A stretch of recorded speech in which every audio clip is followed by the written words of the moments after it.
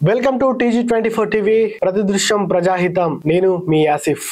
ఈరోజు ఒక topic discuss చేయబోతున్నా మీతోటి. మన తెలంగాణ రాష్ట్రంలో ట్రాఫిక్ చలాన్ల విధానం ఎట్లా అయిపోయిందంటే యుద్ధ ప్రాతిపదికన చలాన్లు వేయడం అనేది జరుగుతున్నట్టయితే నాకు అనిపిస్తుంది. నాకే కాదు, మీకు కూడా అనిపిస్తా ఉన్నట్టు. అది ఒకవేళ మీకు అనిపిస్తే కామెంట్ లో చెప్పండి. ఛానల్ ని ఇప్పటివరకు ఎవరైతే సబ్స్క్రైబ్ చేసుకోవాలని ఉంటారో ఛానల్ ని సబ్స్క్రైబ్ చేసుకోండి.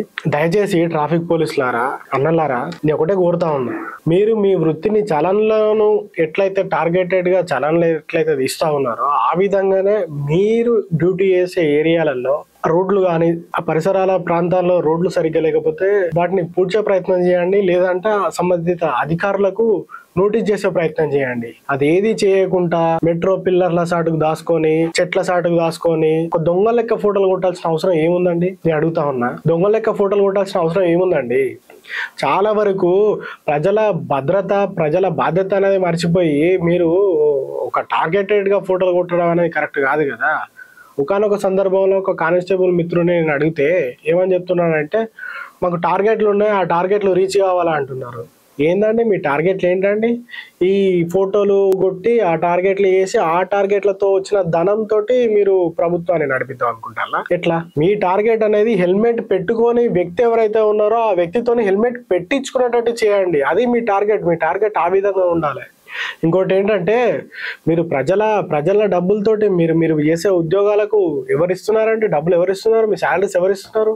ప్రభుత్వం ఇస్తుందంటే ప్రజల సొమ్మే కదా. మరి ఎందుకంటే ఈ విధంగా ఫోటోలు సాటుకుండి, చెట్ల సాటుకుండి ఫోటోలు కొట్టడం కరెక్ట్ కాదు కదా. మీరు అవేర్నెస్ కల్పించండి. హెల్మెట్ పెట్టుకోకపోతే ఏమవుతుంది, హెల్మెట్ పెట్టుకుంటే ఏ విధంగా రక్షణ పొందుతాము అనేది అవేర్నెస్ కల్పించండి.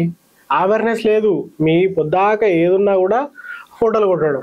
నేను ఇంకో విషయం చెప్పదలుచుకుంటానండి. ఏంటంటే ఈ ట్రాఫిక్ పోలీసులలో కొంతమంది బాధ్యత గల ఆఫీసర్లు కానీ, బాధ్యత గల కింది స్థాయి అధికారులు కానీ చాలా మంది ఉన్నారు. వాళ్ళకి నేను సెల్యూట్ చేస్తా అండి. ఎందుకంటే వాళ్ళు ఎండనక, వాననక, రాత్రనక, పగలనక వాళ్ళ డ్యూటీ ఏదైతే ఉన్నదో ఆ డ్యూటీ టైమింగ్స్ ఒక్కొక్కసారి టైమింగ్స్ దాటేసి కూడా వాళ్ళు ఎట్లా వర్క్ చేస్తున్నారంటే, ఆ ట్రాఫిక్ని ఎట్లా కంట్రోల్ చేస్తున్నారంటే నిజంగా కొన్ని సందర్భాలలో వాళ్ళు చూసినప్పుడు నాకే బాధేస్తూ ఉంటుంది. అసలు ట్రాఫిక్ పోలీస్ అంటే ఇంత కష్టం ఉంటుందా అని.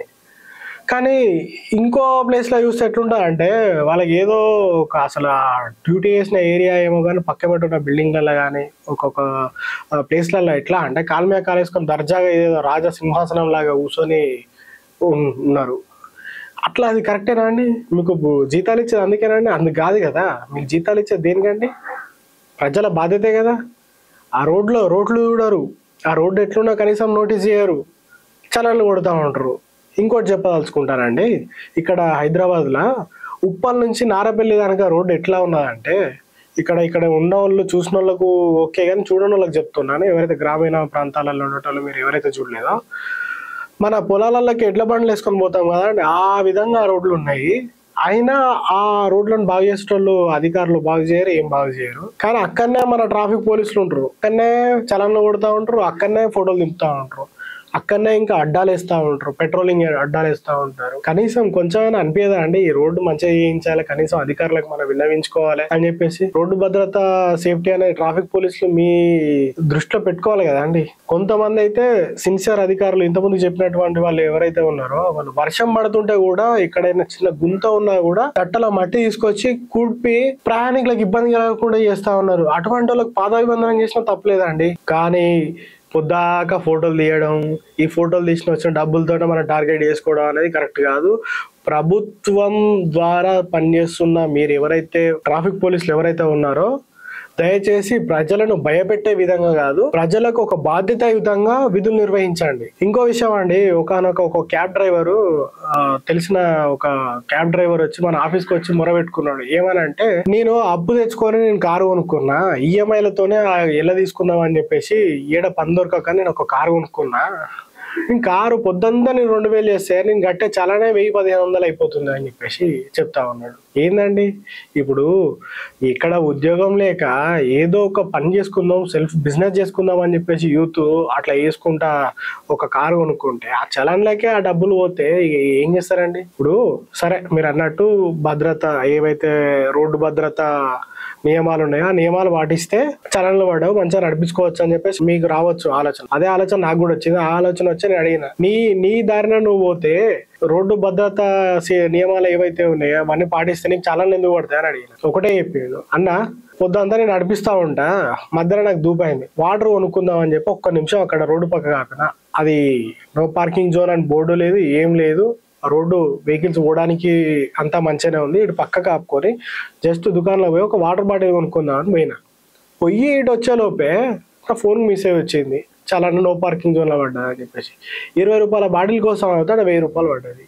నేను నీళ్ళు కూడా తాగొద్దా అన్న అని చెప్పి నాకు చెప్తే అప్పుడు నాకు బాధ అనిపించింది. వాస్తవానికి క్యాబ్ డ్రైవర్లను కూడా ఏదైనా అత్యవసర పరిస్థితులల్లో హాస్పిటల్ గానో లేకపోతే ఏదైనా అని చెప్పేసి పోవాల్సి ఉంటుంది. పోవాల్సిన పరిస్థితులను కూడా మీరు ఎక్స్క్యూజ్ చేయకుంటే ఎట్లా అండి? అది కూడా మళ్ళీ సాటుకుండి ఫోటోలు కొట్టడం అయితే అసలు కరెక్ట్ కాదు. పిల్లల సాటుకుండు, చెట్ల సాటుకుండు, ఇదంతా కరెక్ట్ కాదు. మీరు ఏదైతే సేవ చేయాలనుకుంటున్నారో ప్రజల కోసం అది బాధ్యతగా చేయండి, భయపెట్టే విధంగా కాదు, బాధ్యతగా చేయండి. ఇంకా కొంతమంది ట్రాఫిక్ పోలీసులు వాళ్ళు SHO స్థాయి వ్యక్తులు కాదు, కానిస్టేబుల్ అర్థం కాదు, హోంగార్డ్ అర్థం కాదు, లేదంటే ఆర్మీ SPO వాళ్ళకు అర్థం కాదు. డైరెక్ట్ వచ్చి బండి ఆపి తాళాలు తీసుకొని పోతా ఉంటారు. ఆ తాళాలు తీసుకునే అధికారం మీకు ఎవరు ఇచ్చిల్లండి? ఇటు ఫోటోలు కొట్టుడే ఒక ఎత్త అంటే ఆ బండి తాళాలు తీసుకునే అధికారం మీకు ఎవరు ఇచ్చిల్లండి? ఇవ్వలే కదా. ఒక చలాన్ ఫోటో కొట్టాలన్నా కూడా SHO స్థాయి వ్యక్తి, ఒక ఇన్స్పెక్టర్ కానీ సబ్ ఇన్స్పెక్టర్ కానీ ఆ స్థాయి వ్యక్తులు ఫోటోలు కొట్టాలి. కానీ ఇక్కడ మనం చూసుకుంటే అది ఉండదు. హోంగార్డ్ కానించి ఫోటోలు కొట్టి చలాన్ లేచి ఇంకా అది పోను దానికి రుబాబు ఆ SHO అన్న మందలిస్తే చెప్పండి సార్ అనే విధంగా మాట్లాడతారు. కానీ వీళ్ళ విధానం ఎట్లుంటుంది అంటే ఆ వాహనదారుల దగ్గర ఈ దగ్గర లేదా అరవై చలాన్ లేదా అరై తురై అని కొట్టే విధానం కూడా ఈ హోంగార్డులు ఈ కానిస్టేబుల్ దగ్గర మనం చూస్తా ఉన్నాం. దయచేసి ఎవరు నొప్పించుకోకండి. ఏంటంటే చాలా రోజుల నుంచి చూస్తా ఉన్నాను. రీసెంట్ గా ఒక బ్రిడ్జి పై నుంచి నేను ప్రయాణం చేస్తున్న సమయంలో బ్రిడ్జ్ స్టార్టింగ్ నుంచి ఎండింగ్ వరకు నేను లెక్క పెడితే దాని మీద 14 బీర్ సీసాలు ఉన్నాయండి. 14 బీర్ సీసాలు. ఎంత కాన్సన్ట్రేషన్ గా ట్రాఫిక్ పోలీసులు విధులు నిర్వహిస్తా అంటే ఆ బ్రిడ్జ్ల పైన బీర్ సీసాలు ఎక్కడి నుంచి వచ్చినాయండి? ఈ లోపం ఎవరిదండి? ట్రాఫిక్ పోలీసులదా లేకపోతే ఎవరిది నాకు అర్థం కావట్లేదు. ప్రజలరా మిమ్మల్ని కూడా కోరుతా ఉన్నాను, ఎవరైతే ఆ బ్రిడ్జ్ల పైన తాగేటోళ్ళు కానీ ఎవరైనా ఉండేది ఉంటే మానుకోండి. ఏమైనా ఉంటే ఇళ్ళల్లో అవి చేసుకోండి, కానీ ఆ రోడ్ల పైన వేసి మీ వల్ల మీరు తాగి ఆడ పడేస్తే మిగతా వాహనదారులకు ఇబ్బంది కదా. పోలీసులారా అక్కడ ఎవరి లోపం అండి? అదొకటి మీరు గమనించాలి. 14 బీర్ సీసాలండి.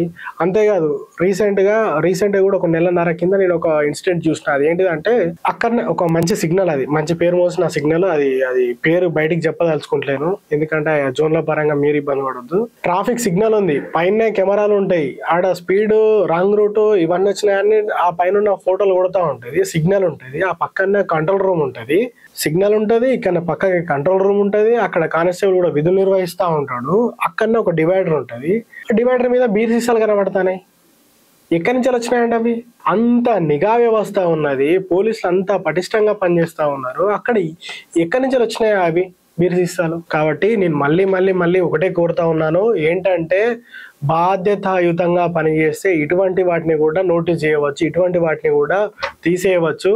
అవేర్నెస్ కల్పించండి. హెల్మెట్ లేకపోతే, హెల్మెట్ వాడితే ఎటువంటి ఉపయోగాలు ఉంటాయి, హెల్మెట్ వాడకపోతే ఎటువంటి ప్రమాదాలు జరుగుతాయి, రాంగ్ రూట్ లో ఎందుకు పోవద్దు, రాంగ్ నో పార్కింగ్ జోన్ లో ఎందుకు పార్క్ చేయొద్దు, రాంగ్ రూట్ లో ఎందుకు వెళ్ళొద్దు, ఇటువంటి ఏవైతే రోడ్డు భద్రతా నియమాలు ఉన్నాయో ఆ నియమాల గురించి ఎక్స్ప్లెయిన్ చేయండి. దయచేసి మీరు ఒక 10 సార్లు అయినా సరే వాళ్ళకి ఎక్స్ప్లెయిన్ చేసి ఆ తర్వాత ఏమన్నా ఉంటే అప్పుడు చలాన్లు వేయండి. కానీ టార్గెటెడ్ గా చలాన్లు వేయకండి.